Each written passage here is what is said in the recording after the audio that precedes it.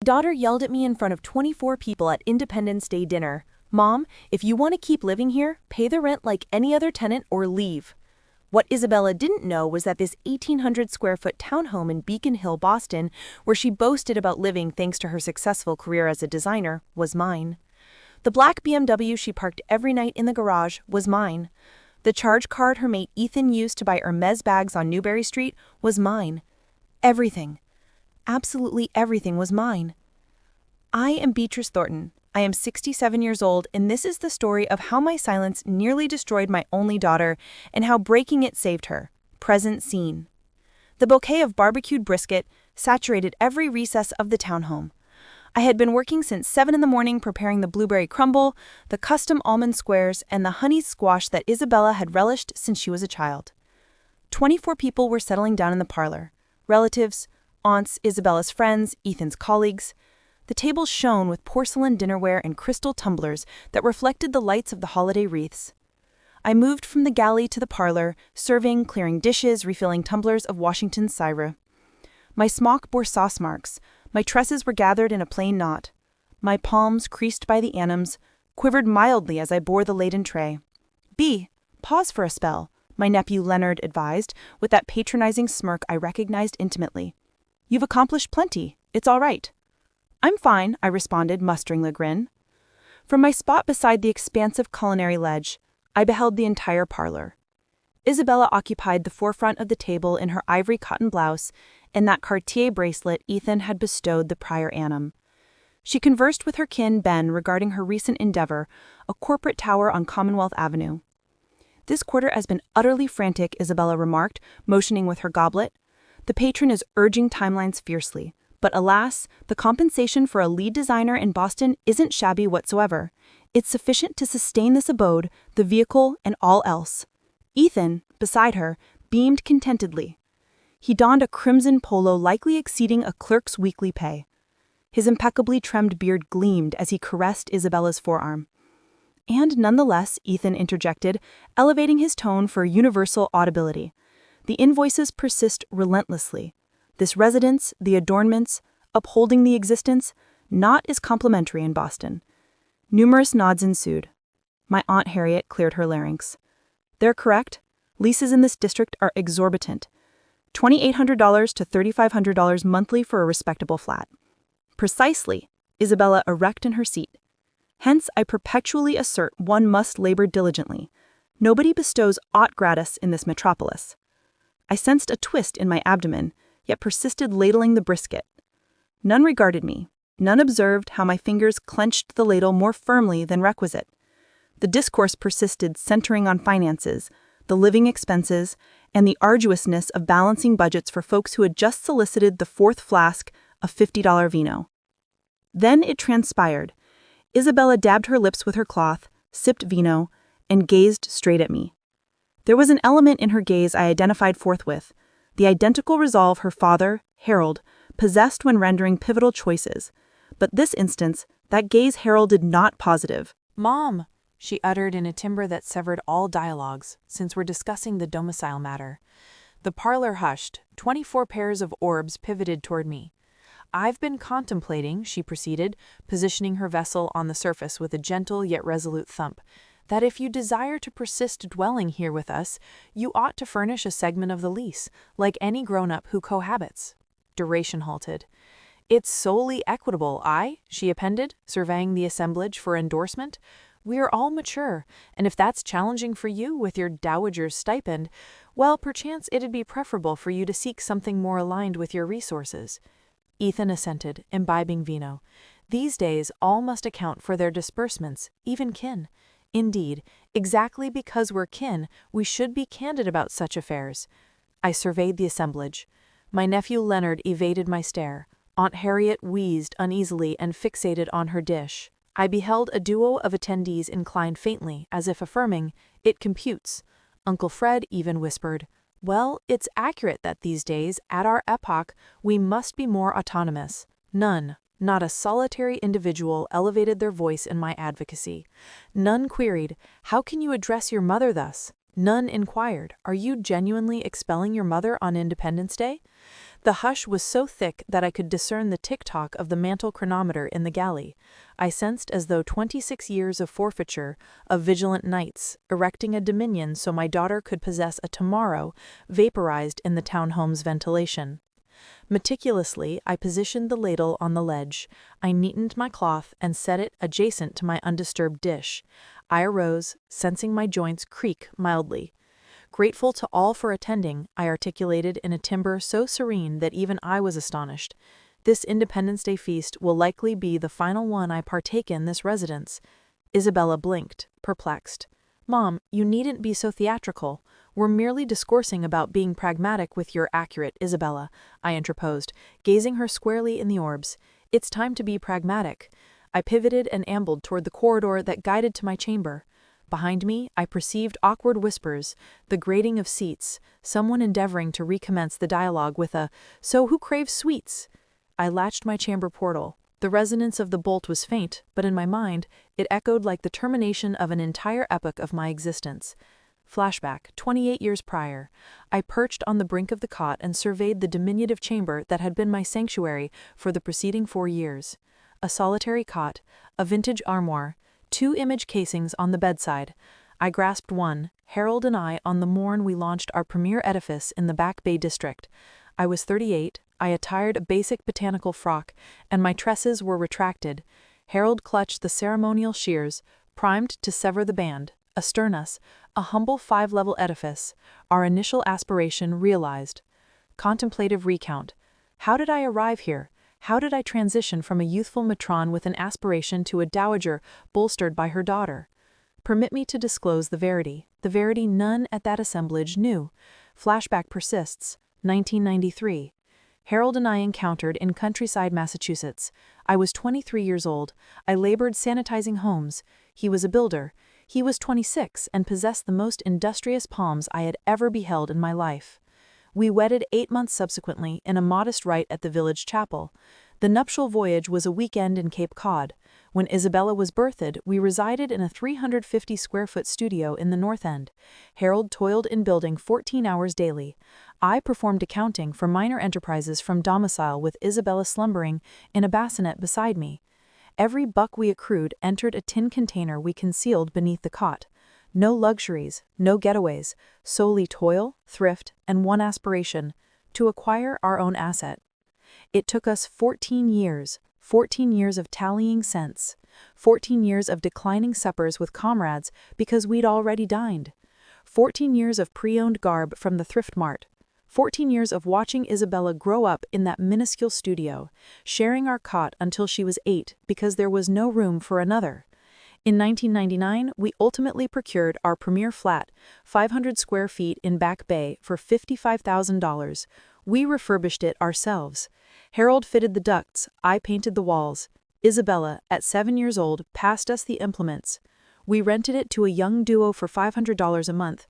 That currency entered another container, and then to another flat, and another. He could behold a forsaken edifice and envision precisely how to transmute it into something exquisite.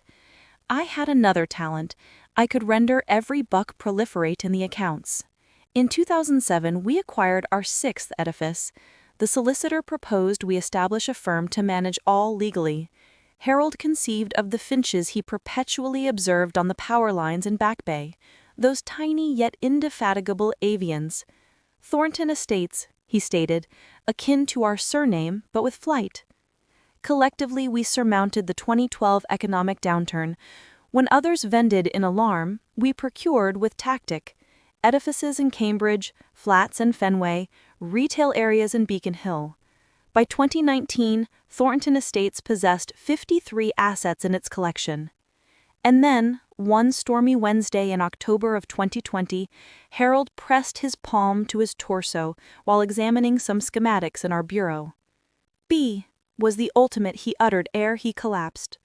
The clinic notified me it had been a severe coronary infarction. He didn't endure pain, were the physician's terms, as if they were solace. Revert to current. I unlatched the bedside compartment and extracted a craft envelope. Within were papers that none in this residence knew subsisted.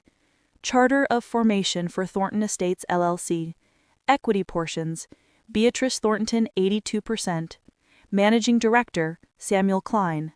Asset Packs: Townhome, Beacon Hill, Tremont Street, 456. Proprietor: Thornton Estates LLC. Automobile: BMW, BF7. Enrolled to Thornton Estates LLC. Permitted Operator: Provisional, Isabella Thornton. Supplementary Charge Card, Main Profile, Beatrice Thornton. I leisurely perused the sheets. Each paper was a memento of what I had constructed, of what I had permitted my daughter to deem was hers. Flashback, 4 years prior. Isabella had completed her design credential. She secured employment at a reputable agency. Her compensation was $3,100 monthly, not poor for Boston, but insufficient for the existence she had perpetually envisioned. One afternoon, she visited me at the Thornton Estates Bureau. I maintained a discreet presence laboring from a minor bureau in the rear of the structure, while Samuel managed the overt conferences as chief. "Mom," Isabella stated, seating across from my workstation, "I wish to relocate independently. I discovered a lease in Beacon Hill, but it demands $2,500 monthly. With my pay, it's feasible but constrained." I regarded my daughter. She had inherited Harold's gaze, that resolve. But there was also some adolescent innocence that hadn't yet grasped the genuine cost of matters.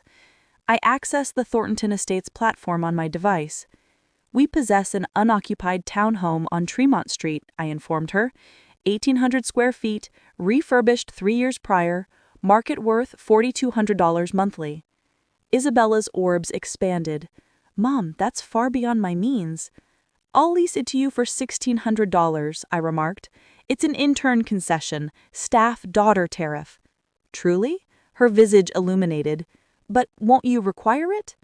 "I'm content in my flat in Back Bay," I fabricated. In actuality, that Back Bay flat was likewise mine, but she was unaware. Moreover, I favor existing plainly. "You're youthful. You merit a fine locale." She endorsed the pact that identical week. On document, it indicated lessee Isabella Thornton, lessor Thornton Estates LLC. She never queried who lurked behind Thornton Estates. 3 months subsequently, Ethan emerged in her existence, a tech blogger with 60,000 adherents on TikTok. I beheld him uploading images of the townhome. My designer girlfriend has flawless flair for environments. When they wedded, I bestowed her something additional, a supplementary charge card connected to my profile. "Merely for urgencies," I informed her, "in event you ever necessitate something vital." Something vital became banquets at starred eateries. Urgencies were $2,500 purses. I obtained the summaries each month and settled them mutely. $700 there, $1,400 here, $3,800 on a jaunt to Orlando. I never uttered aught. And when Isabella inquired if she could utilize one of the firm's automobiles to better depict herself in sessions with patrons, Samuel endorsed the permission, which I sanctioned from my minor bureau. "It's interim," I informed Samuel, "merely until she accumulates for her own vehicle." 4 years subsequently, that interim was her black BMW. Present resolution. I extracted my mobile. It was 11:52 p.m. on Independence Day Eve. Externally, the pyrotechnics from some exclusive gathering illuminated the Boston skyline. I contacted a numeral I had on rapid dial. "Samuel, it's Beatrice." "Beatrice, joyous Independence Day. Is all well?" His timbre sounded concerned. Samuel Klein had been Harold's deputy. Post my spouse's demise, he had become my trustee and the sole one who knew the complete verity about my function in Thornton Estates. "I require you to assemble all the papers pertaining to Isabella first thing tomorrow morn," I articulated, gazing at the images on the partition, the lease pact, the automobile permission, the summaries for the supplementary charge card. There was hush on the opposite terminus. "Beatrice, are you certain?" "Utterly certain," I rejoined. "It's time for my daughter to grasp the authentic essence of the term autonomy that she adores employing so much." I extracted a valise from the armoire. Dust puffed when I unlatched it. Within were still the labels from a jaunt to Philadelphia that Harold and I had intended to undertake ere his demise. We never accomplished it. I commenced folding my garb. I possessed scant. 4 tunics, 3 pairs of trousers, 1 pullover, undergarments, my comfy footwear. All accommodated flawlessly in half a valise. I halted before the armoire reflector. A 67-year-old female gazed back at me. Silver tresses retracted, furrows around my orbs, palms marked by annums of toil. I had expended nearly 44 years constructing something significant, and in the final 4, I had allowed my daughter to trample that heritage while I dished feast mutely. Why did I enact it? Why did I permit her to credence that fabrication? Because I desired her to be joyous, because I desired her to sense triumphant, competent, self-reliant, because I presumed that if I bestowed her all, she would inherently sense appreciative. I was erroneous. Mute affection that establishes no limits is not affection, it is collusion with egocentrism. I sealed the valise. The resonance of the fastener was conclusive. I grasped my satchel, inserted my purse, my mobile, the keys to my other flat, the authentic one, the one Isabella had never beheld, and unlatched the chamber portal. The resonance of mirth and tunes emanated from the parlor. They had recommenced the festivity. They likely presumed I was weeping in my chamber, that tomorrow I would emerge contrite, imploring pardon for spoiling their Independence Day. I towed the valise down the corridor. The rollers on the timber flooring emitted a grating noise that severed the tunes like a blade. Dialogue halted. 24 craniums pivoted. Ethan was the initial to articulate, with that patronizing beam. "Beatrice, don't be theatrical. None is expelling you. We're merely conducting a mature dialogue about responsibilities." I interposed him. "You're accurate, Ethan. It's time for us all to be accountable matures." Isabella arose from the table, her cheeks mildly flushed from the vino. "Mom, where are you heading? I didn't intend it about you departing tonight. I merely wished you to comprehend that—" "I comprehended impeccably," I articulated, standing resolute by the portal. "I comprehended that you credence this residence is yours, that the vehicle is yours, that all you possess is thanks to your exertion. Because it is." Ethan stood likewise. "Isabella toils diligently. She rises early, toils late.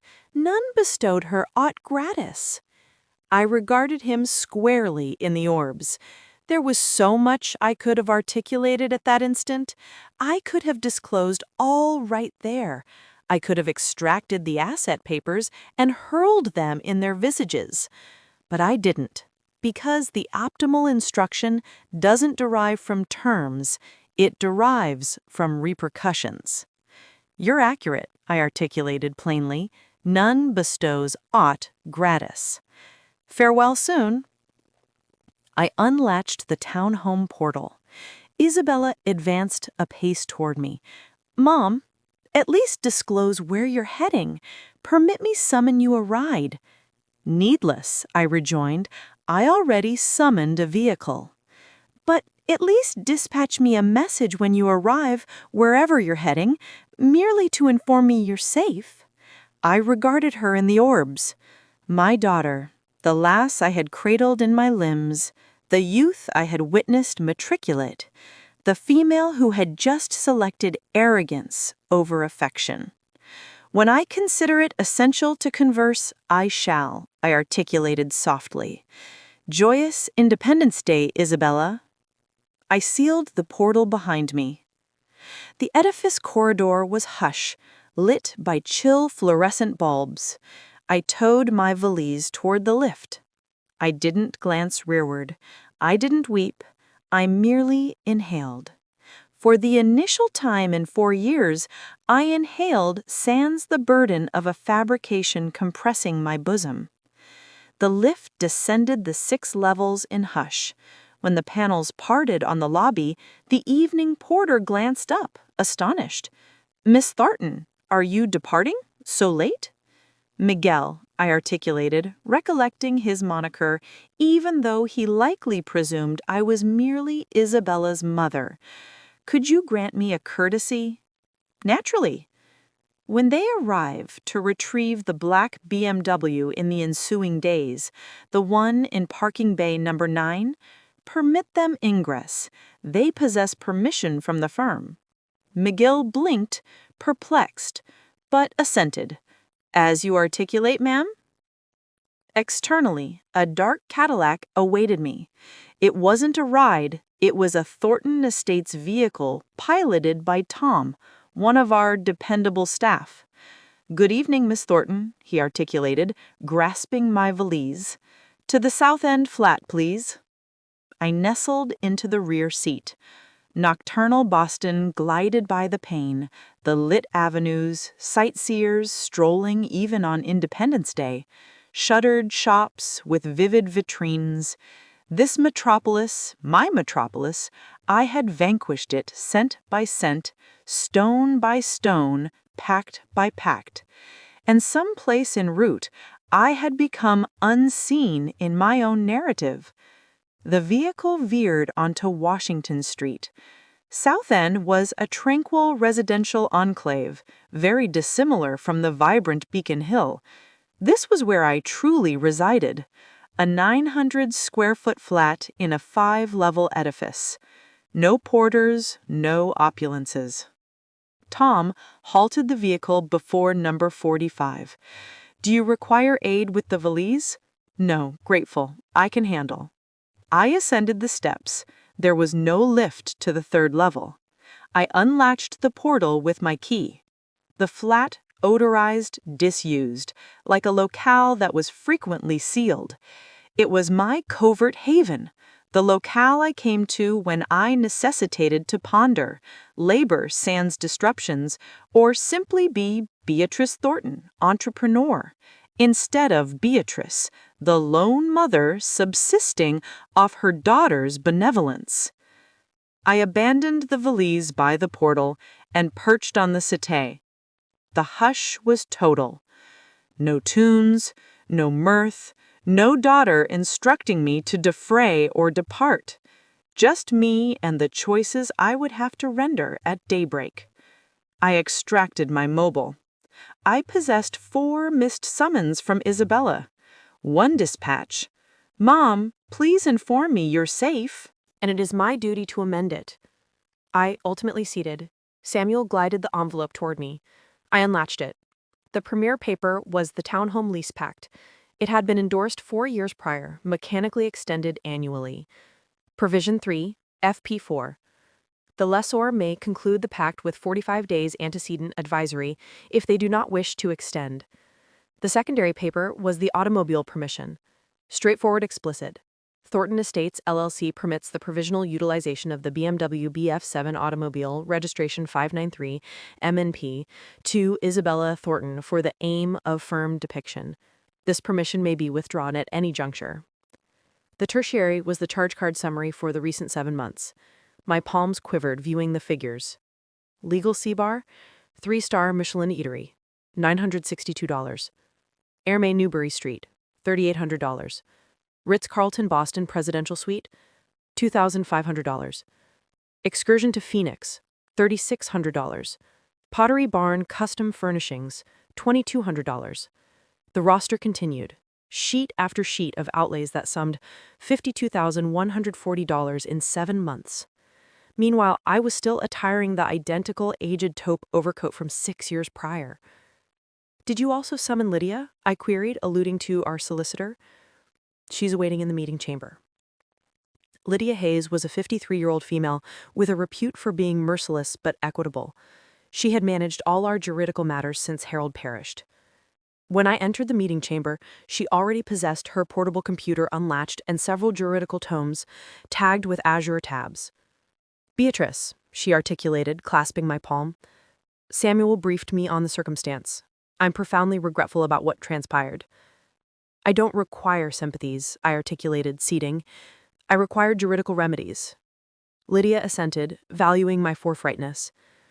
Very well. We possess 3 resources your daughter presently relishes. the dwelling, the automobile, and the charge card. Let's examine the alternatives for each.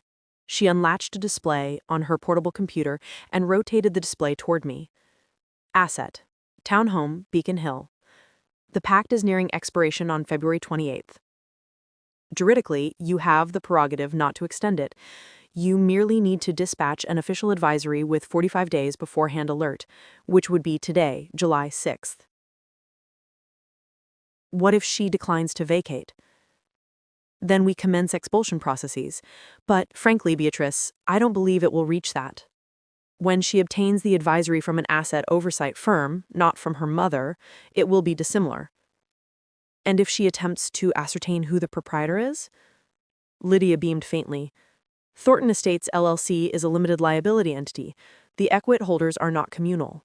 She would have to solicit data from the Secretary of State's corporate ledger, which demands duration, and by the time she does, the 45 days will have elapsed.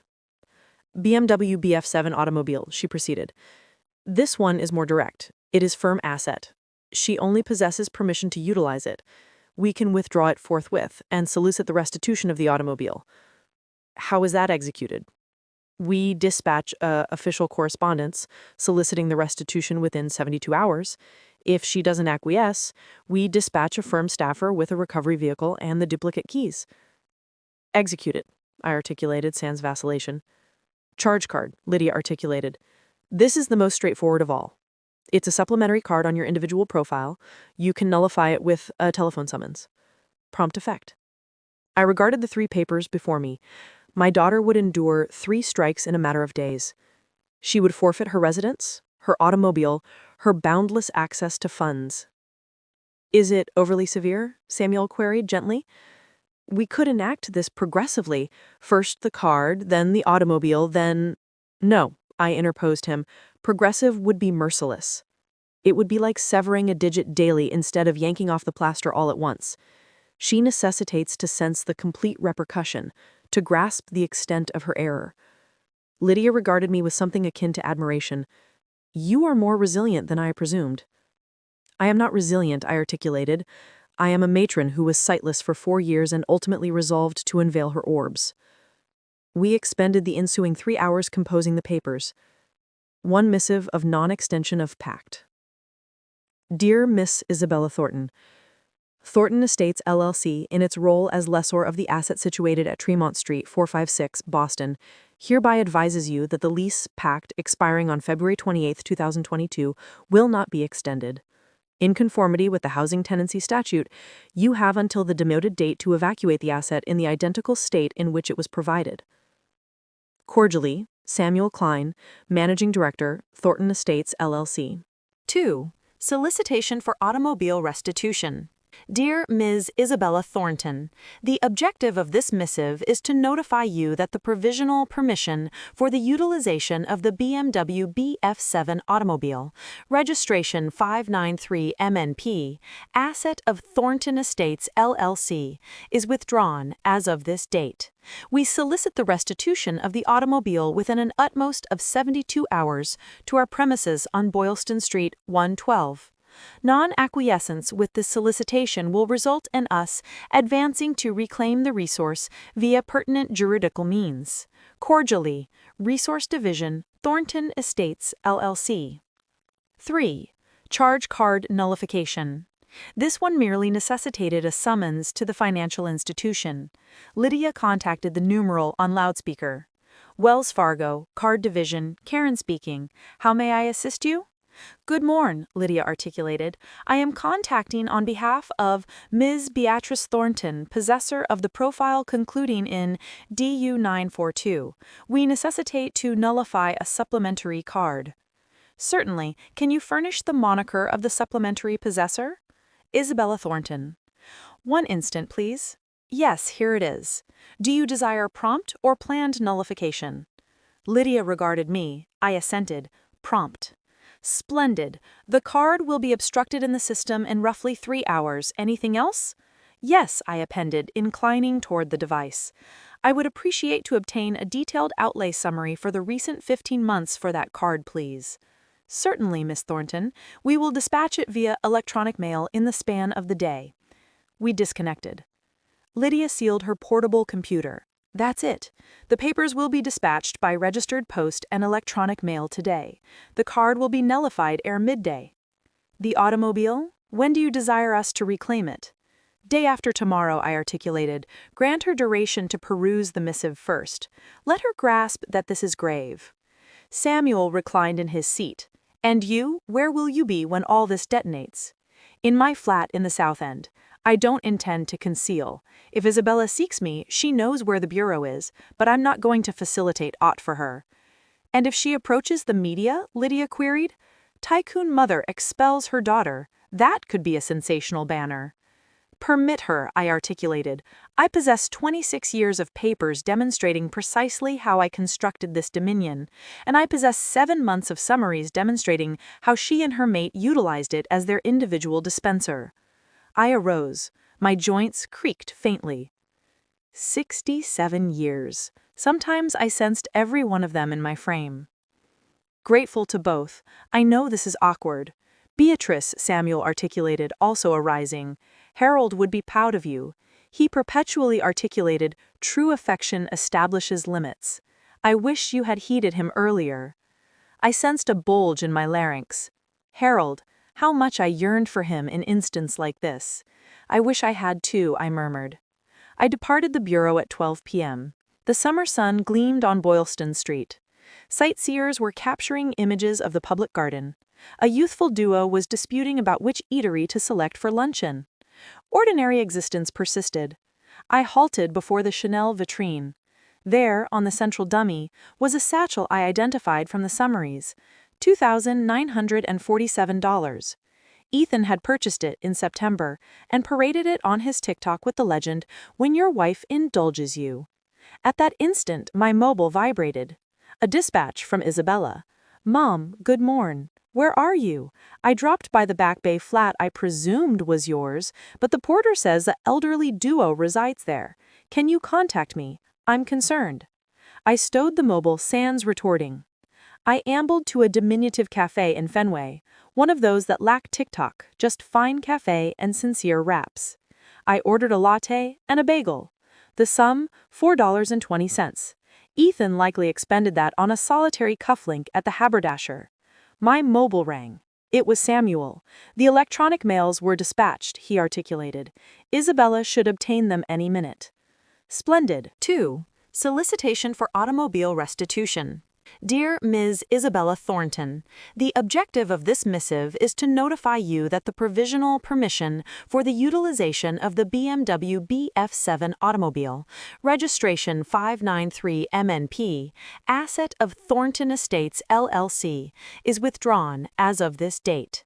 We solicit the restitution of the automobile within an utmost of 72 hours to our premises on Boylston Street, 112. Non-acquiescence with this solicitation will result in us advancing to reclaim the resource via pertinent juridical means. Cordially, Resource Division, Thornton Estates, LLC. 3. Charge card nullification. This one merely necessitated a summons to the financial institution. Lydia contacted the numeral on loudspeaker. Wells Fargo, Card Division, Karen speaking. How may I assist you? Good morn, Lydia articulated. I am contacting on behalf of Ms. Beatrice Thornton, possessor of the profile concluding in DU942. We necessitate to nullify a supplementary card. Certainly. Can you furnish the moniker of the supplementary possessor? Isabella Thornton. One instant, please. Yes, here it is. Do you desire prompt or planned nullification? Lydia regarded me. I assented. Prompt. Splendid. The card will be obstructed in the system in roughly 3 hours. Anything else? Yes, I appended, inclining toward the device. I would appreciate to obtain a detailed outlay summary for the recent 15 months for that card, please. Certainly, Miss Thornton. We will dispatch it via electronic mail in the span of the day. We disconnected. Lydia sealed her portable computer. That's it. The papers will be dispatched by registered post and electronic mail today. The card will be nullified ere midday. The automobile? When do you desire us to reclaim it? Day after tomorrow, I articulated. Grant her duration to peruse the missive first. Let her grasp that this is grave. Samuel reclined in his seat. "And you, where will you be when all this detonates?" "In my flat in the South End. I don't intend to conceal. If Isabella seeks me, she knows where the bureau is, but I'm not going to facilitate aught for her."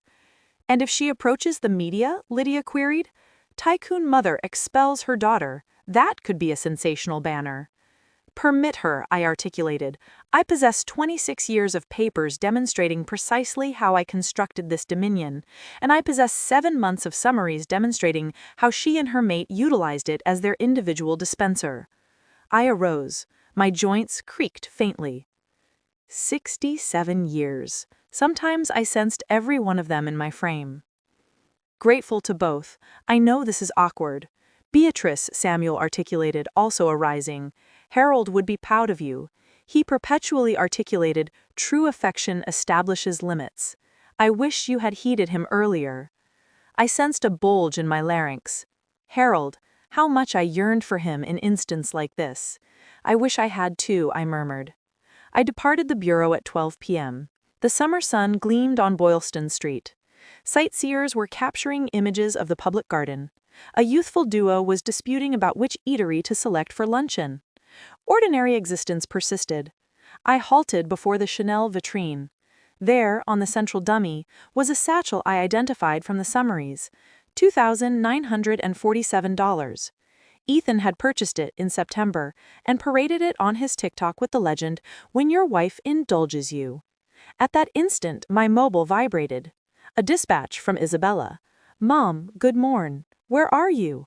I dropped by the Back Bay flat I presumed was yours, but the porter says the elderly duo resides there. Can you contact me? I'm concerned." I stowed the mobile sans retorting. I ambled to a diminutive cafe in Fenway, one of those that lack TikTok, just fine cafe and sincere wraps. I ordered a latte and a bagel. The sum, $4.20. Ethan likely expended that on a solitary cufflink at the haberdasher. My mobile rang. It was Samuel. The electronic mails were dispatched, he articulated. Isabella should obtain them any minute. Splendid. "Beatrice, are you truly all right?" "Yes," I rejoined, gazing out the cafe pane. "For the initial time in 4 years, I'm all right." I disconnected and sipped cafe. Warm, robust, unembellished, just like the Verity that was about to strike my daughter. Day 1, July 7th, 9:45 a.m. Isabella unlatched her portable computer at the townhome parlor table. Ethan was still slumbering. The night prior, they had been awake until 4 a.m. debating the Beatrice fiasco. "Overblown," Ethan had articulated. "Your mother has perpetually been theatrical. She'll return tomorrow imploring absolution." But that morn, there were no dispatches from her mother, no summons. Just a peculiar hush that gave her a twist in her abdomen. She selected her inbox. Amid the Enterprise Independence Day missives and bulletins she never perused, she beheld a subject line that chilled her veins. Official Advisory, Lease Pact Conclusion. Dispatcher, Thornton Estates Oversight. Her pulse accelerated. She unlatched the electronic mail with quivering digits. She perused the premier line, then the secondary. Then she had to peruse the entire thing 4 times because her intellect declined to process the terms. Will not be extended. Evacuate the asset. February 28th, 2022. "What the devil?" she murmured. She forthwith searched the contact numeral at the base of the electronic mail and contacted. It rang 5 times ere a expert feminine timbre responded. "Thornton Estates Oversight Division. Good morn." "Yes. Hello. This is Isabella Thornton." Her timbre sounded strained. "I just obtained an electronic mail about the conclusion of my lease pact. It must be an error. I have perpetually defrayed punctually. I have never had issues with—" "One instant. Ms. Thornton, permit me verify your dossier." Isabella heard the clacking of a keypad. Each instant felt like perpetuity. "Ms. Thornton, there is no error. The proprietor has resolved not to extend the pact. It is their juridical prerogative per provision 13.4 of your accord." "But why? Did I enact something amiss?" "I don't possess that data, ma'am. We merely execute the proprietor's resolutions." "Who is the proprietor?" Isabella queried, sensing alarm beginning to ascend her larynx. I necessitate to converse with them. This renders no sense. That data is privileged. If you wish to contest the resolution, you may dispatch an official scripted solicitation to our bureau on Boylston Street. Boylston Street? Isabella furrowed. I know that bureau. It's near where I toil. Is there aught else I can assist you with? Yes. Can I at least persist leasing when the flat returns to the market? Naturally. When the asset is accessible and new, you can submit like any other candidate. The present market price for that unit is roughly $4,200 monthly. Isabella nearly dropped the mobile. $4,200? But I defray... You defray $1,600, Miss Thornton, a favored price that will no longer pertain. The connection severed. Isabella perched there, gazing at her mobile display. $4,200? Her monthly compensation was $3,100 post-deductions. It was arithmetically unfeasible. Isabella? Ethan materialized in the chamber threshold, enveloped in a costly velvet gown. Why are you hollering? We're being displaced, she articulated in a vacant timbre. We must vacate the flat ere February 28th. Ethan blinked as if she had uttered an alien tongue. No, that can't be. This is your flat. It's leased, Isabella murmured. It perpetually has been. But you defray punctually. You possess rights as a lessee. They can't just... Yes, they can. And they did. Ethan approached and perused the electronic mail over Isabella's shoulder. His visage altered from perplexity to incredulity, and then to ire. This is due to last night, isn't it? Your mother enacted this. Somehow she persuaded the proprietor to, I don't know. Isabella ran her digits through her tresses. I don't know, but I necessitate to ascertain. She grasped her coat and the BMW keys. Where are you heading? To the Thornton Estates Bureau. I'm going to converse with someone personally. This cannot transpire. 1 p.m., Thornton Estates Bureau. Isabella parked the BMW in adjacent lot, $5.50 hourly, a minor fortune she typically disregarded, and ambled swiftly toward the edifice on Boylston Street. She had never been there previously. The exterior was refined, contemporary, with tall panes and wrought iron ledges. A subtle marker beside the ingress read, Thornton Estates, LLC, 4th level. She ascended the steps 2 at a time. When she attained the greeting desk, a youthful lady welcomed her with an expert beam. Good afternoon, how may I assist you? I necessitate to converse with the director, the overseer, whoever renders the choices here, Isabella articulated, attempting to remain composed. I'm a lessee, and I just obtained a displacement advisory that renders not sense. My moniker is Isabella Thornton. The greeter verified something on her device, and her countenance altered mildly, nearly indiscernibly, but Isabella noted it. 1 instant, please. She arose and vanished down a corridor. Isabella seized the chance to survey. The partitions were adorned with images of edifices. She identified some. The compound in Somerville, the bureaus in Fenway, and she stiffened. In a large image in the core of the partition was her father, Harold Thornton, in a building cap, beaming before a partially erected edifice. The marker beneath read, Harold Thornton, co-originator, 1993 to 2020, in memoriam, co-originator. Her father had been a builder. He had never alluded to possessing a portion of Miss Thornton.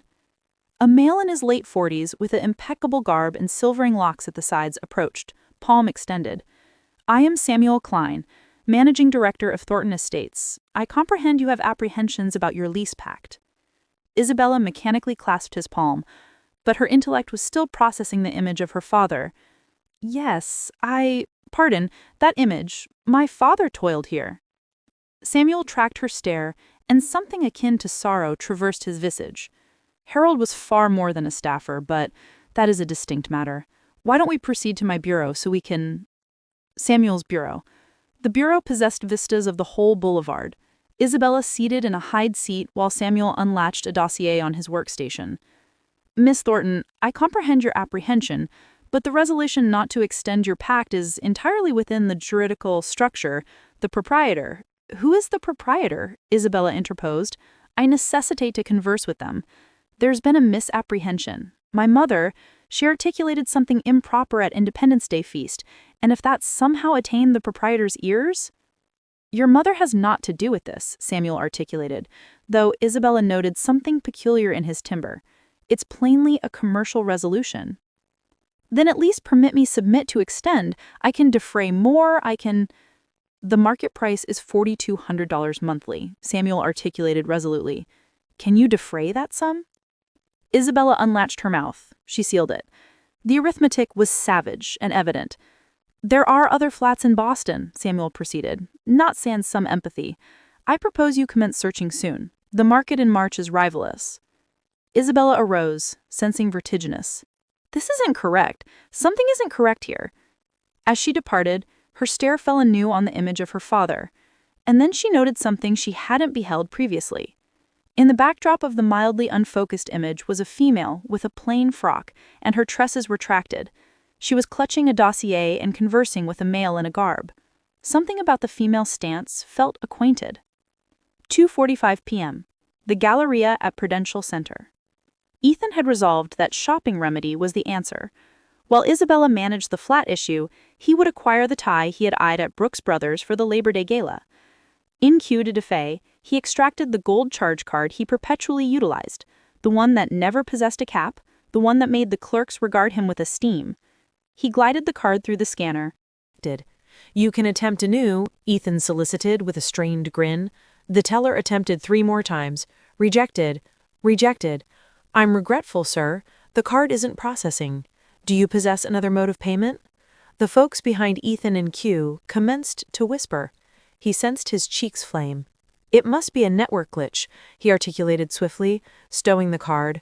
I'll return subsequently. He departed the boutique, his pulse thumping. He forthwith contacted the financial institution from his mobile. Wells Fargo, Maria speaking. How may I assist you? My card was rebuffed, Ethan articulated, attempting to sound composed but commanding. I necessitate to know what's transpiring. It's the card concluding in 5938. One instant. Can you furnish the moniker of the possessor? Ethan Hayes Thornton? H.I. Behold here that this is a supplementary card. The main possessor is Beatrice Thornton. Ethan sensed as if icy liquid had been dashed on him. Beatrice, my wife's mother? Yes, sir, and that card was nullified yesterday at the solicitation of the main possessor. Nullified? That's accurate. It ceased to be operational at 3:17 p.m. yesterday. Is there aught else I can assist you with? Ethan disconnected, sans retorting. His digits were quivering, not from sorrow, but from rage. He forthwith contacted Isabella's numeral. Hello, she responded, sounding fatigued. Your mother, Ethan expelled. Nullified my charge card. Which card? The one I utilize, the one I've perpetually utilized.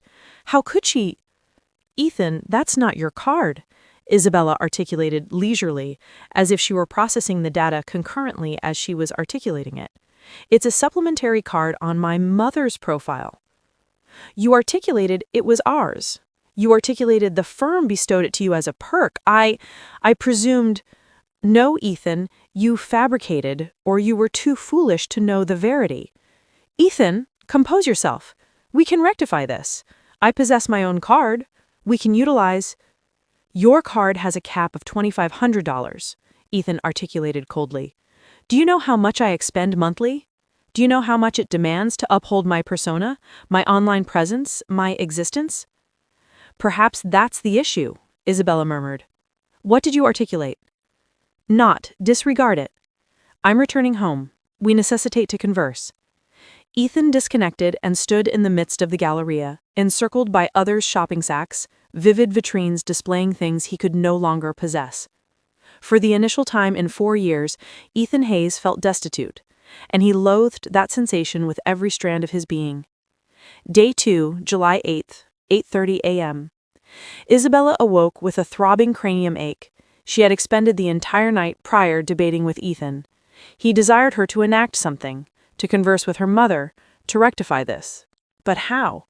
Her mother didn't respond to her summons. She didn't know where she truly resided. And every time she attempted to ponder lucidly, the image of her father on the Thornton estate's partition returned to her mind. The doorbell chimed at 8:45 a.m. Isabella unlatched it, anticipating the delivery individual with the brunch Ethan had ordered, charged to his own card, this time with evident disdain. Instead, she discovered two males in high-vis vests clutching clipboards. "Good morn, Ms. Isabella Thornton. We are from Thornton States Resource Division. We are here to reclaim the BMW BF7 automobile registration 593 MNP. Isabella blinked, perplexed. "Reclaim? That's my vehicle." The elder male unlatched his clipboard and displayed her a paper. "Per our ledgers, the automobile is the asset of Thornton Estates LLC. You possessed provisional permission for utilization, which has been withdrawn. We necessitate you to surrender the keys and endorse this restitution acknowledgement." This is absurd. Isabella sensed the blood surge to her visage. That vehicle was bestowed to me 3 years prior. I utilize it for toil. You can't just arrive and seize it. "Ms. Thornton," the male articulated with expert forbearance, "you possess the paper here. The automobile was never conveyed to your moniker. It was perpetually firm asset. Here is your endorsement permitting the provisional utilization for commercial depiction aims." He displayed her a sheet, and there it was, Isabella's endorsement from 3 years prior on a paper that clearly indicated provisional permission. How had she not perused it meticulously? "What if I decline? Then we will advance to reclaim it with a recovery vehicle and the reserve keys we possess in our custody. Ms. Thornton, this can be simple or arduous. You resolve." Ethan materialized behind Isabella, still in his nightwear. "What is transpiring?" "They're seizing the vehicle," Isabella articulated in a vanquished timbre. "What?" Ethan shoved Isabella aside. "That vehicle is ours. You can't just—" "Sir, please," the male sustained his expert timbre. "We are merely staffers adhering to directives. If you possess any grievances, you can approach our bureaus." Isabella pivoted, entered the residence, and returned with the BMW keys. She deposited them into the male's palm sans a term. "Grateful for your collaboration. Endorse here, please." Isabella endorsed the restitution acknowledgement. The males inspected the vehicle, captured images, and 15 minutes subsequently, the black BMW was vanishing down the avenue. Isabella and Ethan stood in the edifice ingress, gazing at the vacant bay in the lot. "Your mother," Ethan articulated leisurely, "is demolishing us." "I don't comprehend." Isabella shook her cranium. "None of this computes. How can my mother possess so much influence over—" She halted. An unfeasible, ludicrous notion began to shape in her mind. The image of her father at Thornton Estates, the term co-originator, Samuel Klein's peculiar stares, the fact that the entire flat, the vehicle, the card, were linked to Thornton Estates. "No," she murmured, "it can't be." "What can't be?" Ethan queried. But Isabella was already dashing back to the residence, searching for her portable computer. "Hunt for the verity," Isabella inputted into Bing. "Thornton Estates proprietors." The premier outcomes displayed fundamental corporate data. Thornton Estates LLC, an asset oversight firm established in 1999. Managing Director, Samuel Klein. Collection, 53 assets in Boston and the environs. Approximated worth, $42 million. She selected visuals. Images of edifices, launch rights, media pieces materialized, and then she beheld her. An image from 2019 captured at the launch of a housing compound in Somerville. In the foreground, Samuel Klein, severing a band. But in the backdrop, clear as daylight, her mother, Beatrice Thornton, in a skirt suit conversing with 3 males in attires who were evidently hearkening to her with respect.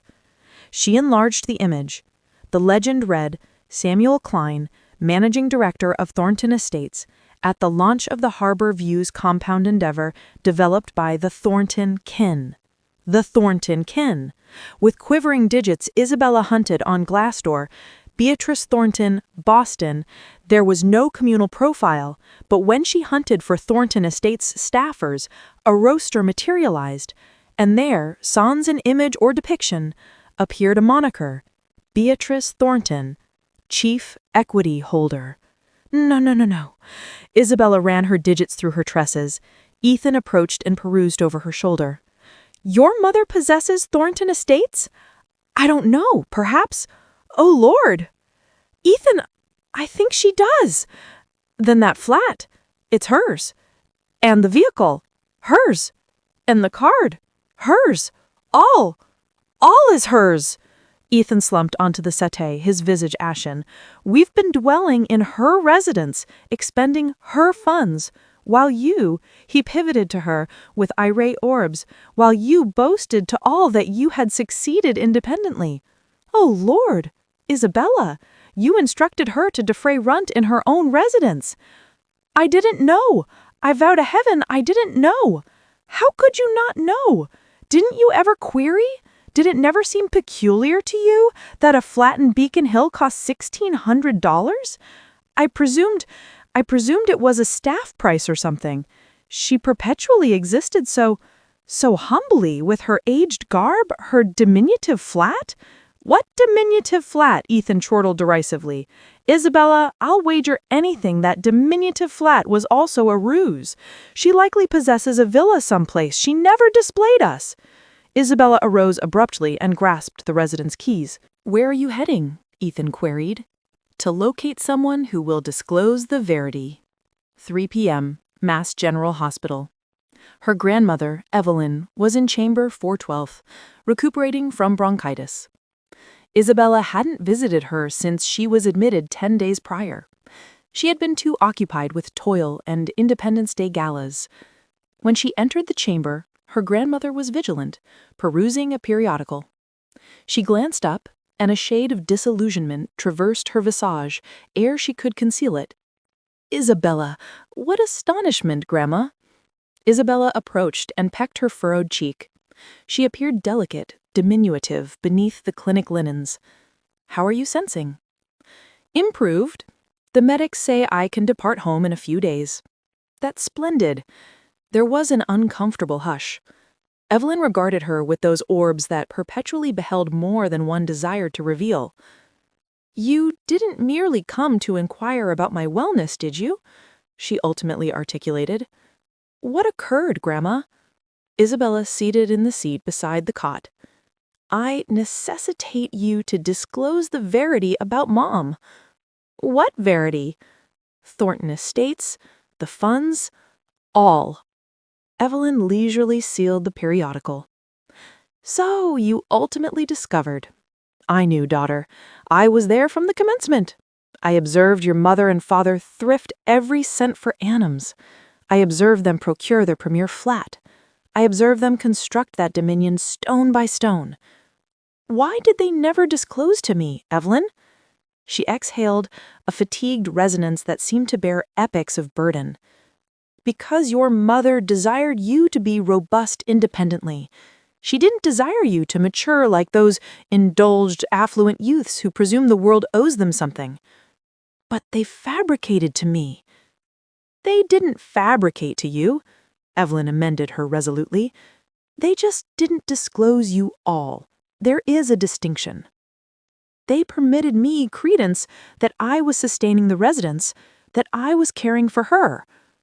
And that made you sense splendid, didn't it? Evelyn queried knowingly. It made you sense significant, the triumphant daughter who cares for her impoverished dowager mother. Isabella unlatched her mouth to object, but the terms lodged in her larynx. Your mother, Evelyn proceeded, could have resided in a villa. She could have withdrawn 12 years prior, but she selected to exist humbly. She selected to toil daily, and she selected to bestow you benefits sans you becoming reliant on them. Or she attempted to. What do you imply? Isabella, how much did you expend last quarter on bistros, on garb, on jaunts? Isabella didn't retort. Your mate, Evelyn nearly expelled the term, has uploaded 52 images in the last quarter, flaunting your opulent existence. Purses that demand more than a clerk's monthly compensation. While your mother, the female who possesses all of that, attires the identical jacket from 6 years prior. I didn't solicit for any of that, Isabella articulated feebly. You didn't solicit, but you accepted. And you didn't merely accept, daughter, you boasted. You informed the world that you had attained all of that, and on Saturday Eve, before 24 people, you instructed your mother to defray the lease or depart. Tears commenced to cascade down Isabella's cheeks. I didn't know. And, does that render it superior? Evelyn grasped her palm with her feeble vigor. Your mother instructed you with her reticence, but you acquired the erroneous instruction. You presumed her modesty was frailty, her liberality an untermed duty. What do I enact now, Grandma? Evelyn compressed her palm. Acquire what she attempted to instruct you from the commencement, the authentic worth of things, the exertion it demands to construct something, the distinction between possessing benefits and meriting them. How do you commence? From zero, daughter, like your mother and father did. Sans their funds, sans their connections, just you and your own exertion. That's the sole way you can confront her gaze anew someday. Isabella perched there for a lengthy duration, clasping her grandmother's palm, weeping for all she had forfeited and for all she was just commencing to grasp. 3 weeks subsequently, August, Isabella was standing before an aged edifice in the Roxbury district. The coating on the exterior was flaking. There was no porter. The postbox was corroded. This is number 45, articulated the asset broker, a youthful female with immoderate gloss in her tresses, 480 square feet, 1 chamber, compact galley, 7th level, no lift. How much? $950 monthly, plus services. Ethan, standing astern Isabella with his limbs folded, emitted an acerbic chortle. Is this a jest? It's a matchbox. It's what we can manage, Isabella articulated, sans gazing at him. I can't reside here. Ethan motioned toward the edifice. Regard this locale. What am I going to upload on TikTok? Living my optimal existence in a flat sans lift? Then don't reside here, Isabella articulated fatiguedly. The acid broker wheezed awkwardly. Do you desire to behold the interior, or— Yes, Isabella articulated. No, Ethan articulated concurrently. Isabella regarded him for the initial time that afternoon. Ethan, I necessitate to render a choice. I have to surrender the keys to the townhome on February 28th. I can manage this locale. It's unsightly, it's minuscule, but it's what my authentic compensation permits me. If that doesn't suit you, it doesn't suit me, Ethan articulated resolutely. Isabella, this is not what I enlisted for when I wedded you. What did you enlist for? A pact where I sustain you in ceaseless opulence? I enlisted for existence, an existence you vowed, the triumphant designer, the fine flat, the jaunts, the banquets. That existence wasn't authentic, Isabella articulated, sensing something fracture inside her. It was a fabrication my mother funded while I cretinced the tale. Ethan removed his shades and regarded her with chill orbs. Then locate a way to reclaim it. Converse with your mother. Implore absolution. Enact whatever you must, but don't solicit me to reside in this. She regarded the edifice with revulsion entirety. My mother won't respond to my summons. She doesn't retort to dispatches. I don't know where she truly resides. Then ascertain. Approach her bureau. Implore her if you must. I won't implore her for funds. Why not? Ethan wound up his palms. Arrogance? Now you possess arrogance? You didn't possess it when you were expending her funds on $900 banquets? The verity of those terms struck Isabella like a blow. I'm going to lease this flat, she ultimately articulated. You can accompany me or not. You resolve. She pivoted to the asset broker. I desire to behold it. Ethan stood on the walkway while Isabella ascended the steps astern the broker. He didn't trail her. When Isabella attained the 7th level, gasping and her limbs scorching, she knew Ethan was accurate about one thing. This wasn't what they had possessed. But for the initial time in her life, it would truly be hers. Chapter 7. The Enlightenment. The flat in Roxbury was precisely as dismal as it appeared from the exterior. The partitions had damp marks. The galley had devices from the 80s. The lavatory had azure tiles that were likely original from 1965.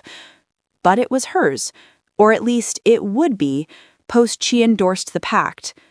Isabella relocated in on February 27th with 3 valises and a sensation of disgrace that burdened her bosom like a boulder. Ethan had departed 4 days prior, back to his folks' home in Phoenix, leaving a memo that plainly articulated, "Contact me when you become the female I wedded anew." Isabella didn't know if she had ever been that female. She expended her initial day in the new flat on the flooring. She still possessed no furnishings, gazing at the fissured ceiling, rendering computations on her mobile. Net compensation, $3,100. Lease plus services, $1,020. Nourishment, $350. Conveyance, bus, $70. Fundamental outlays, $120. Total, $1,560. She had $540 remaining monthly. In her prior existence, Ethan expended that on a tie. Day 18. March. Isabella had commenced searching for supplementary toil. Her current role at the design agency compensated well, but insufficient to ascend out of the sentimental and fiscal abyss she was in.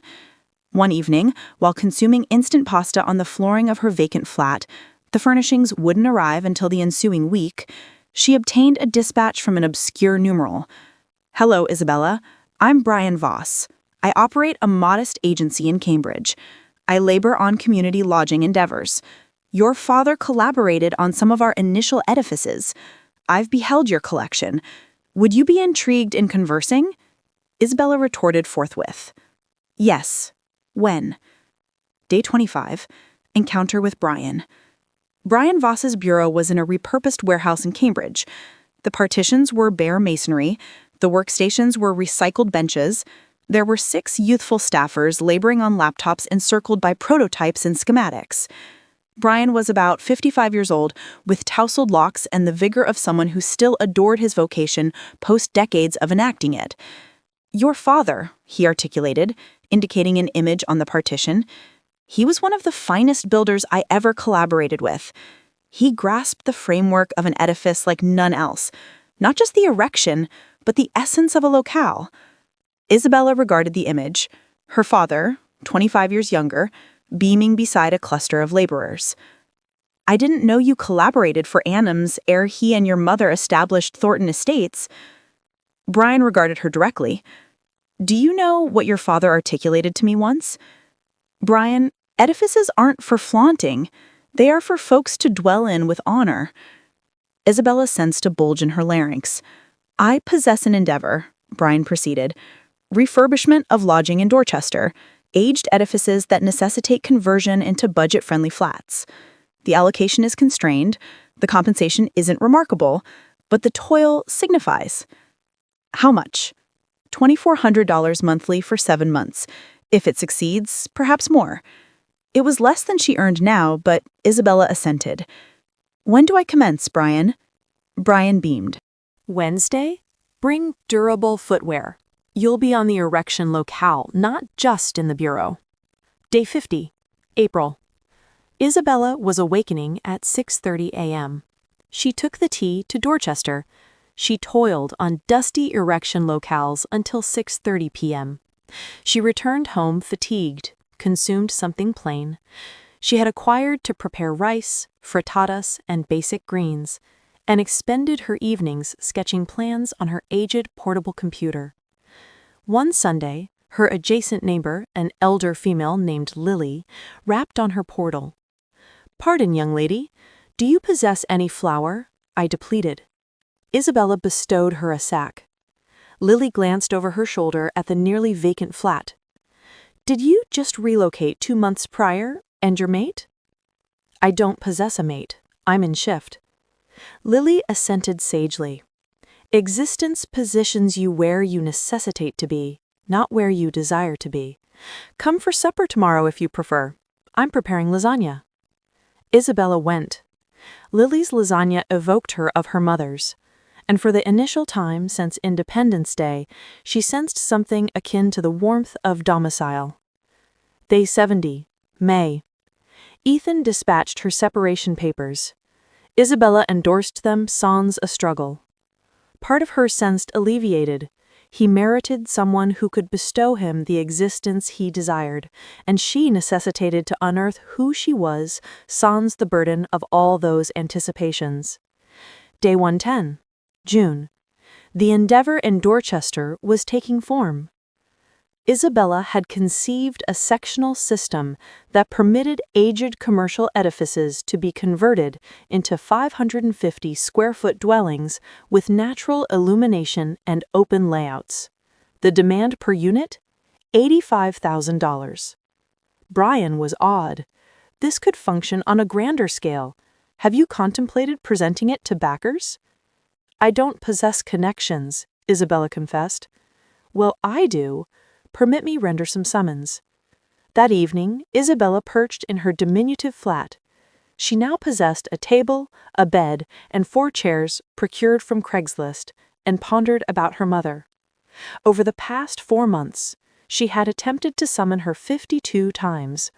All dispatches remained unretorted. She composed one more. Mom, I don't anticipate you to absolve me. I don't anticipate you to bestow me aught back. I just desire you to know that I ultimately comprehend. I'm acquiring, gradually, but acquiring. I adore you. Isabella. Dispatch. She didn't anticipate a retort, but 15 minutes subsequently, her mobile vibrated. A dispatch from a numeral she identified as Samuel Klein's. Your mother obtained your dispatch. She articulates she is well, and that she is proud you have located sincere toil. Persist. When the duration is appropriate, she will contact you. Isabella perused the dispatch 6 times. She is proud. For the initial time in months, she beamed. Day 140, September. 7 months subsequently. The Boston autumn chill made Isabella's diminutive flat in Roxbury feel like a freezer. She possessed no heating, just an aged radiator that Lily had bestowed her. But there was something emancipating in the sincerely earned chill, in the unease that reminds you that you are vital, that you are contending. Isabella had arisen at 6 a.m. to exploit the mild hours. On her tiny table, encircled by schematics and prototypes crafted with repurposed cartons, was something that had kept her vigilant for weeks, an endeavor that could alter all. Honorable Lodging, Boston. 140 sectional flats on forsaken commercial terrain in Dorchester.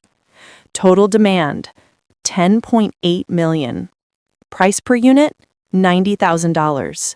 Directed at low to moderate revenue kin who had been displaced from the Boston lodging market. It wasn't just design, it was communal equity. Her mobile rang. Brian. Isabella, good morn. Are you perched? Yes. Why? Because I secured you a hearing. There is a backing cluster intrigued in communal influence endeavors. They desire to behold you on October 20th. Isabella sensed her pulse race. Who are they? I can't disclose much. They are reserved, but they possess substantial resources. If your display is splendid, Isabella, this could be tangible. How much resources? Sufficient to erect the entire compound. But Isabella, you necessitate to be impeccable. This is a chance that won't recur. When she disconnected, Isabella regarded her reflection in the lavatory reflector. 7 months had altered her visage. She was slimmer. She possessed shadows under her orbs from toiling nights. Her palms possessed rough spots from being on the erection locales. But her orbs possessed something they had never possessed previously. Intent. October 5th. Readiness. Isabella expended the ensuing 3 weeks readying the display of her existence. She toiled on the erection locale by day and in her flat by night. Lily brought her tea and frittatas. Sometimes she lingered to observe her toil. You evoke someone, she articulated one evening. Who? A female I used to behold on the T years prior. She perpetually bore schematics under her limb. She perpetually possessed that identical stare you possess. Resolve blended with apprehension. Isabella glanced up. What was she akin to? Elder, refined but plain. I once beheld her debating with 4 males in attires over a pact. She silenced all 4 of them. Lily beamed. She possessed your identical chin, your identical manner of furrowing when you ponder. Isabella sensed a bulge in her larynx. Was it my mother? I don't know, daughter, but whoever that female was, she constructed significant things, like you are now. And in the rear seats, 4 more individuals she didn't know, but who by their binders and portables were clearly part of the administrative squad. Isabella, Beatrice articulated in a serene, expert timbre. Please seat. Isabella couldn't stir. She couldn't inhale. Mom, I am Chairperson Thornton here, she articulated sans brutality but with resoluteness, and you are the designer, Isabella Thornton. Who will display a communal lodging endeavor to us? Accurate. Isabella ingested arduously. Accurate. Then seat and commence your display.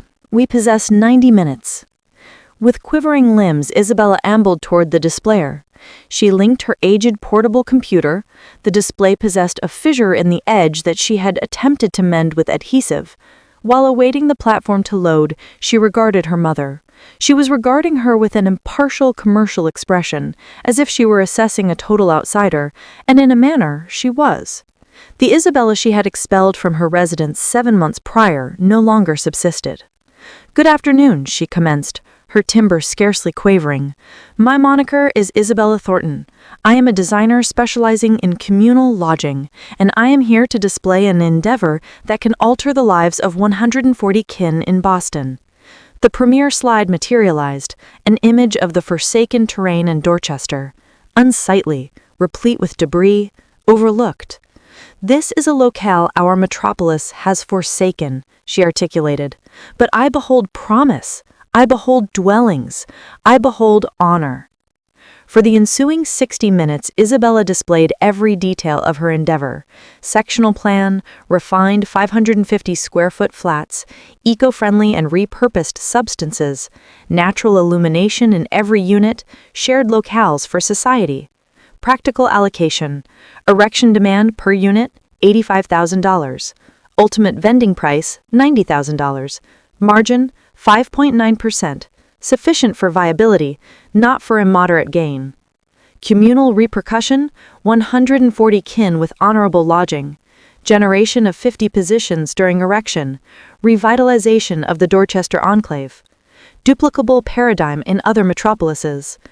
As she articulated, she noted her mother jotting memos. Samuel assented sporadically. Lydia confirmed figures on her estimator. When she concluded, there was hush. Then Samuel articulated, the allocation is constrained. How do you warrant there won't be cost excesses? Because I have toiled on erection locales personally for 7 months, Isabella responded. I know every vendor, every demand, every hazard, and I have constructed a 9% buffer for eventualities. Lydia queried, and what if the municipal board doesn't sanction the licenses? I have already possessed initial dialogues with the Division of Civic Development. The endeavor aligns with their communal lodging objectives. I am 90% assured in the sanction. One of the administrators she didn't know elevated her palm. Why should we allocate $10.8 million in an endeavor with scarcely a 5.9% margin? There are housing developments with a 30% yield. Isabella regarded her directly. Because this isn't solely about funds, it's about enacting the correct thing. Boston has a lodging crisis. Thousands of kin are being displaced from the metropolis where they were birthed because the prices are merciless. This endeavor won't render us affluent, but it will permit us slumber soundly at night. The female jotted something sans expression. Ultimately, Beatrice articulated. It was the initial time in 60 minutes. Isabella, a individual query. All in the chamber tensed. Why this endeavor? Why now? Isabella regarded her. 7 months of agony, acquiring, and maturation passed between their stares. because 7 months prior, I forfeited all. My residence, my automobile, my union, my arrogance. And in that procedure, I unearthed something. Dwelling in a $950 flat in Moxbury, ascending 7 flights of steps sans a lift daily, preparing instant pasta because that's what I can manage, that instructed me more about design than 6 years of academy. How? Beatrice queried. Because I grasped that edifices aren't for impressing, they are for dwelling, and that the folks who necessitate honorable lodging the most are precisely the ones with the least access to it. This endeavor subsists because I dwelled what they dwell, and because my father, her timbre fractured mildly, instructed me that the palms that erect signify more than the papers that endorse. Beatrice sealed her notepad. Grateful, Isabella. We will render a resolution and notify you within 72 hours. That is all. That is all. You may depart. Isabella assembled her portable computer, her papers, her tattered portfolio. She ambled toward the portal. With her palm on the knob, she paused. Chairperson Thorne. Yes. Irrespective of the resolution you render, grateful for all, for every instruction, even the ones that ached.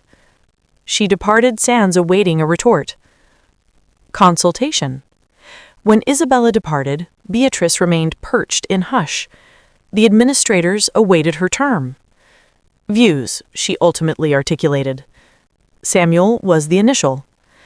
The endeavor is sturdy, the figures are practical, and she has enacted her research.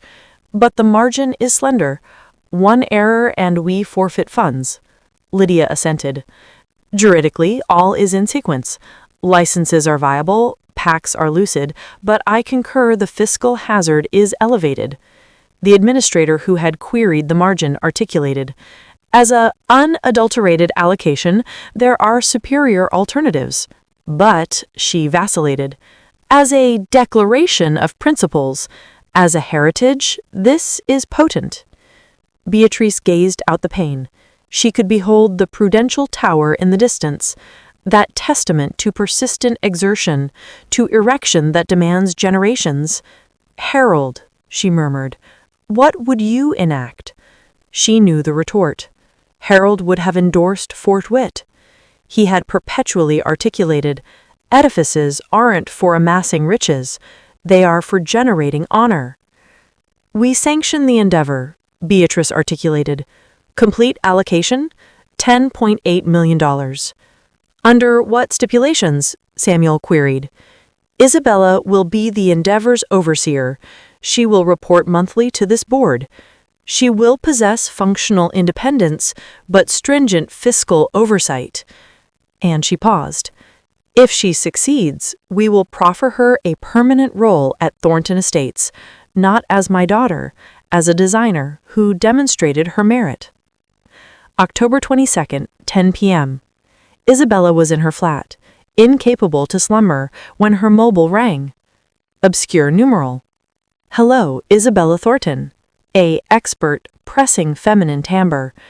Yes, this is Beth Israel Deaconess Clinic. Your mother, Beatrice Thornton, has been admitted. She endured a cardiac incident. She is steady but is soliciting for you. The world halted. I'm en route. Beth Israel Deaconess Clinic. Midnight. Isabella arrived perspiring, breathless, post-sprinting from the T. The greeter guided her to the 4th level, cardiology, chamber 412. Samuel was in the corridor, appearing fatigued. What transpired? Isabella clutched his limb. Tension, fatigue. Your mother has been toiling 18-hour days since she halted. Since Independence Day, Isabella concluded. Since she expelled me. She didn't expel you, Samuel articulated gently. She liberated you, but that doesn't signify it didn't wound her. Can I behold her? Samuel vacillated. She's vigilant, but, Isabella, she's feeble. Don't agitate her. Isabella gently thrust the portal. The chamber was dimly illuminated. In the cot, linked to monitors that emitted regular pings, was her mother. She appeared minuscule, delicate. For the initial time in her life, Beatrice Thornton appeared like what she was, a 67-year-old female who had borne too much burden for too lengthy. "Mom," she murmured. She unlatched her orbs. A feeble beam traversed her visage. "Hello, daughter." Isabella approached nearer, grasped her palm. It was chill. "What did you enact? Why are you enacting this to yourself?" "Because I had to be certain," she articulated in a fatigued timbre. "Certain of what?" "That you had acquired, that when I bestowed you this chance, you would grasp it for the correct motives." She compressed her palm feebly. "Your display today, Harold would have wept with pride." Isabella sensed tears cascading down her cheeks. "Absolve me, for all, for every harsh term, for every instant of unthankfulness." Beatrice elevated her free palm and contacted her cheek. "You are already absolved. I absolved you the eve you departed. What demanded duration was awaiting for you to absolve yourself." "I don't merit this endeavor. I don't merit your confidence. It's not about meriting," she articulated. "It's about acquiring." "And you acquired, Isabella. I behold in your orbs today that you comprehend. You comprehend the worth of exertion, the burden of duty, the distinction between benefit and right." A medic entered. "Miss Thornton necessitates repose. And you?" He regarded Isabella. "You can linger, but keep the dialogue concise." When the medic departed, Beatrice sealed her orbs. "The endeavor is sanctioned," she murmured. "You commence Wednesday. Samuel will bestow you the details." "You're going to be all right." "I'm going to be splendid. But you have to vow me something. Anything. Don't toil like I toiled. Don't bear all solitary. Solicit aid when you necessitate it. Confidence your squad. And Isabella." "Yes. Exist. Don't just erect edifices. Erect existence, one that is valuable. Do you vow me?" "I value, Mom." She beamed, already half somnolent from the remedy. "Splendid! Because I didn't enact all this for you to replicate my errors. I enacted it so you can erect something superior." 7 months subsequently, April of the ensuing year, the terrain in Dorchester had been transmuted. Where there was once debris and neglect, there were now sturdy bases, metal frameworks ascending toward the firmament, and the perpetual resonance of the tomorrow being shaped in erection. Isabella was on the locale at 7:30 a.m. every morn, with her cap, footwear, and schematics under her limb. Her squad was modest but devoted. 3 youthful designers, 1 technician, 4 erection overseers who had toiled with her father annums prior. "Isabella," one of the laborers summoned her, "we have an issue with Unit 34. The dimensions don't align." Isabella ascended the framework. She had forfeited her dread of altitudes months prior and personally verified. The fault was negligible, but it could cause architectural issues. "We'll disassemble this segment," she resolved. "Better to forfeit 3 days than jeopardize security." It wasn't the initial arduous choice, nor would it be the ultimate. Monthly summaries. Every initial Monday of the month, Isabella displayed advancement to the Thornton Estates Board. Beatrice, fully recuperated from her cardiac incident, presided over these gatherings with a discerning orb. "Unit 56 is 10 days behind timeline," she indicated at the May gathering. "Issue with the door vendor," Isabella explicated. "It's already rectified. We'll be back on timeline next week." "And the allocation?" "We are 4% under forecast. I bargained superior prices with 4 vendors." Samuel beamed from his seat. Beatrice plainly assented and proceeded with the next sheet of the summary. But post the gathering, when all had departed, she halted her. "Splendid toil, Isabella." 3 terms. But deriving from her, they were worth more than any remuneration. Crisis. August. One drizzly Thursday in August, portion of a partition crumbled. None was injured, thank heavens, but 4 laborers had been in that zone minutes prior. The probe disclosed that a sub-vendor had utilized cheaper substances than designated to augment their margins. Isabella was shattered. "I should have oversawn more intimately," she informed Brian that evening, perching on the erection locale in the drizzle. You can't be omnipresent, Brian, retorted. But you can acquire from this. The ensuing day, Isabella dismissed the sub-vendor, enacted daily substance examinations, and appended 3 quality overseers to the squad. It demanded her $40,000 additional from the eventuality allocation. When she displayed the occurrence to the board, she anticipated censures. Instead, Beatrice articulated, "Errors transpire. What signifies is how we react. You enacted the correct thing." Initial kin, November. The premier completed unit was provided in November. The Johnson kin, sire, matron, 3 offspring, and a grandparent, had been dwelling in a communal 350-square-foot flat in South Boston, defraying $800 monthly. When Isabella bestowed them the keys to their new 550-square-foot domicile, Mr. Johnson wept. "It's exquisite," he kept articulating, ambling through the vacant but illumination-replete flat. "I never presumed we could possess something like this." His youngest daughter, Mia, a 9-year-old, dashed up to Isabella. "You conceived this?" "Yes. I desire to be a designer when I'm mature too, to erect fine dwellings for folks like us." Isabella knelt down. "You know what? You are precisely the kind of designer the world necessitates." She bestowed the lass her business card. "When you're prepared to study, summon me. I'll aid you." That evening, Isabella dispatched an image to her mother, Mia standing at the ingress of her new domicile, beaming with a space between her front incisors. Beatrice retort, "This is what erecting a heritage signifies. Well enacted, daughter." July 3rd, 1 year subsequently, Beatrice was in the galley of her authentic flat in the South End. Not the townhome, not a villa, just a cozy, illumination-filled domicile with images of Harold on the partitions, and the bouquet of barbecued brisket saturating every recess. Isabella arrived at 4:30 p.m. with 3 sacks of provisions. "I came to aid with feast," she articulated. "You know how to prepare now." Beatrice elevated an eyebrow. "Lily instructed me the fundamentals. Don't assign me anything intricate, but I can chop carrots sans slicing myself." They toiled togetherly in the galley, Isabella chopping produce, Beatrice readying the sauce. The broadcast played patriotic melodies. "How many are attending?" Isabella queried. 14. "Samuel and his kin, Lydia, Brian, Lily, your grandmother Evelyn, some firm staffers, and Mia Johnson and her kin. I invited them."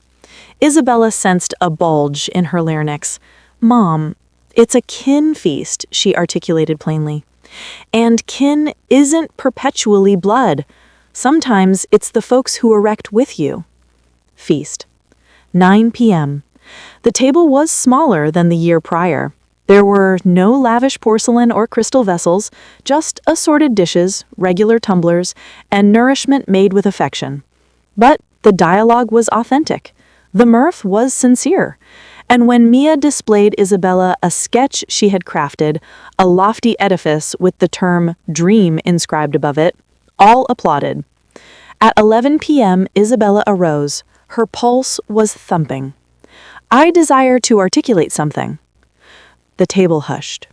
Precisely 1 year prior, at an Independence Day feast, I articulated the most merciless terms I have ever articulated to someone I adore. I instructed my mother to defray the lease in her own residence. I humiliated her. I treated her like a load. She regarded Beatrice, who was hearkening with gleaming orbs, and she proceeded, enacted what only a truly sagacious mother would enact. She didn't holler at me. She didn't explicate. She plainly permitted me descend. She permitted me forfeit all. And in that descent, she instructed me to soar. She pivoted fully toward her. "Mom, I expended this year acquiring what you perpetually knew, that the value of things is not in their cost, but in the exertion it demanded to create them.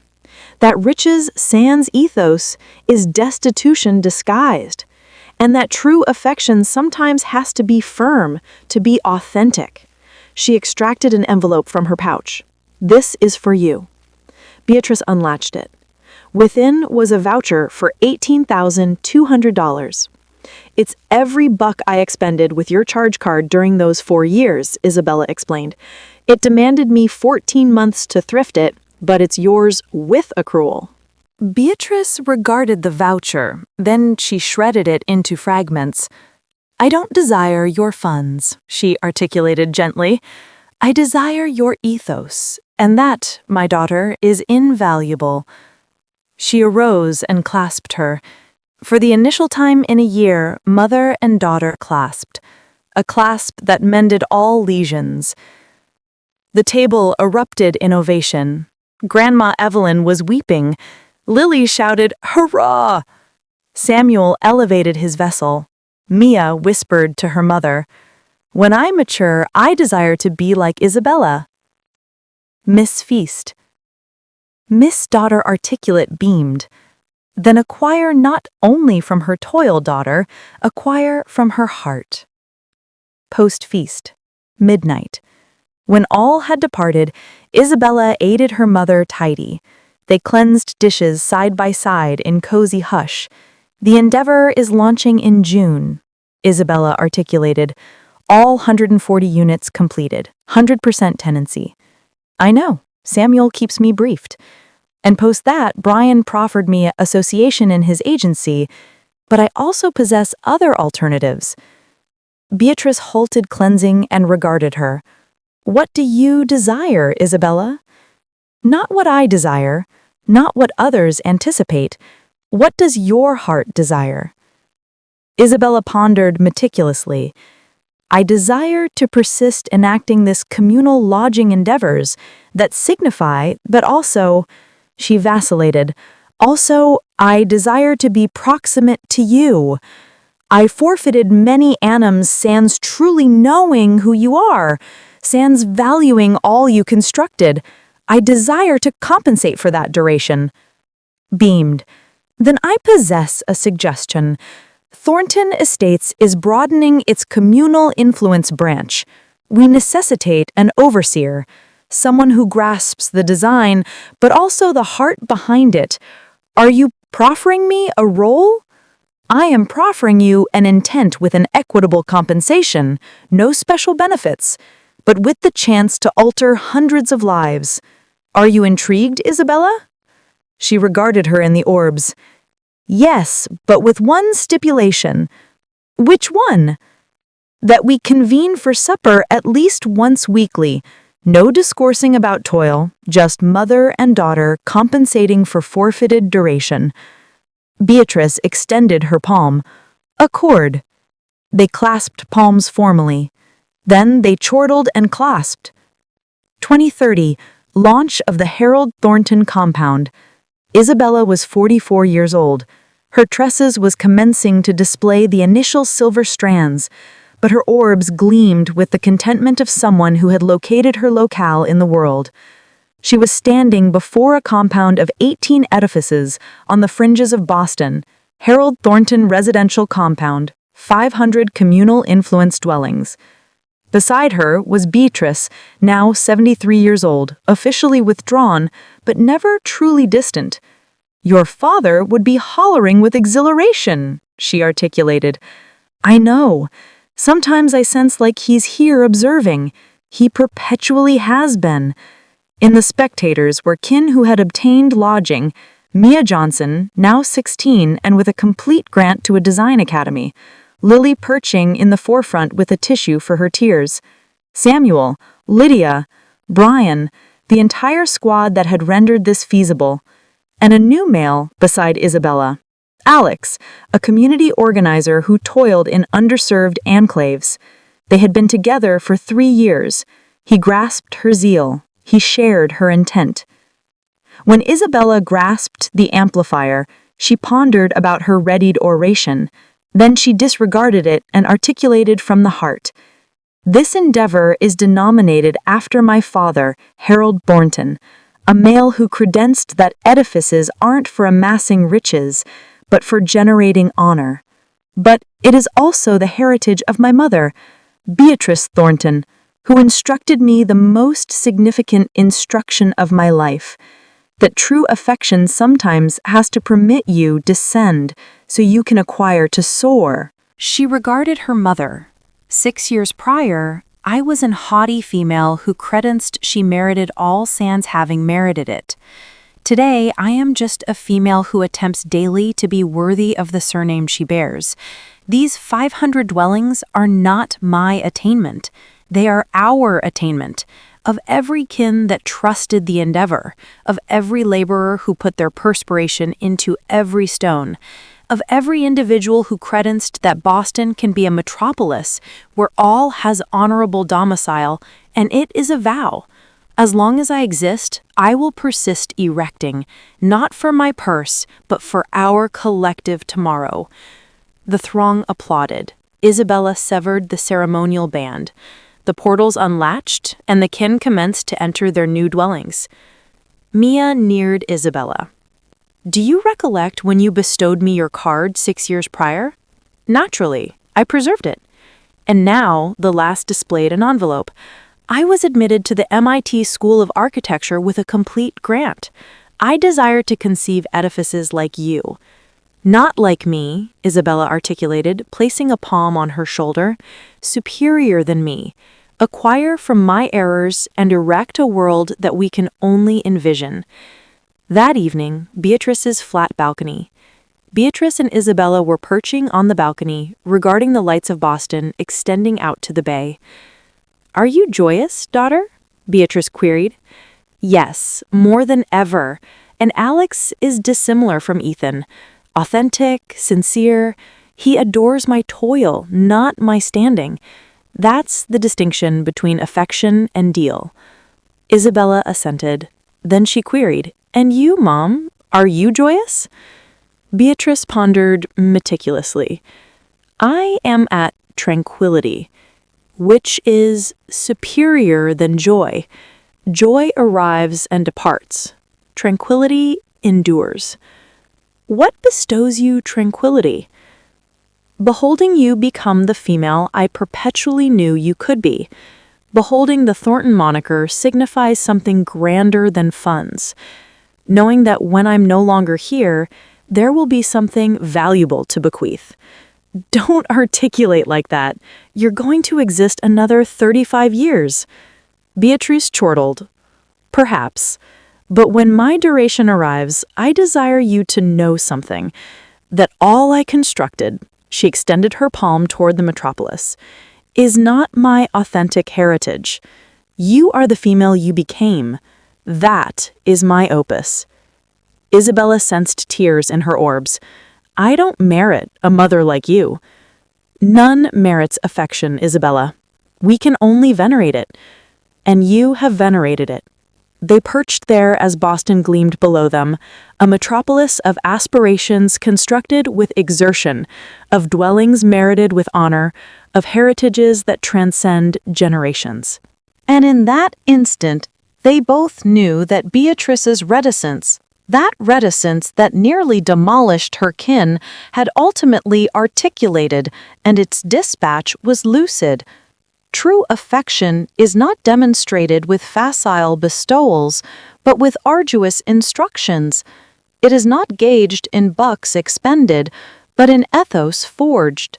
Beatrice Thornton had constructed an asset dominion, but her authentic bequest was a daughter who ultimately grasped that the worth of a female is not gauged by what she possesses, but by what she erects with her own palms.